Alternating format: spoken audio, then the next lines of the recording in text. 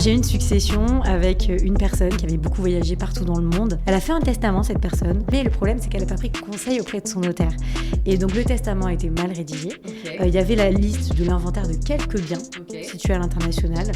En fait, c'est l'enfer. Le notaire, il n'a pas de bouton magique pour recenser l'inventaire du patrimoine, mais encore moins à l'étranger. Mais le droit français est venu dire que maintenant, les héritiers, s'ils sont déshérités, ils peuvent prélever certains actifs en France pour se rétablir en fait dans leurs droits. En France, des millionnaires connus du grand public qui disent « moi je veux rien laisser à mes enfants ». De toute façon, c'est le maître mot, anticiper avant de s'expatrier. Après, sur les aspects fiscaux, ça peut avoir un énorme changement puisqu'en fonction de la résidence fiscale du défunt, de la résidence fiscale des héritiers, de la localisation des actifs, on n'aura pas la même imposition. Il y a plein de pays qui n'ont pas forcément d'impôts sur les successions. C'est 20% des cryptos qui sont perdus au moment des successions. Et le conseil qu'on donne souvent aux clients au détour d'un testament, c'est faites la liste de votre patrimoine, ce qui va quand même faciliter la vie de vos héritiers. En tout cas, moi, là, depuis que je fais des interventions et tout, qui m'interrogent, qui me disent comment déshériter mes enfants.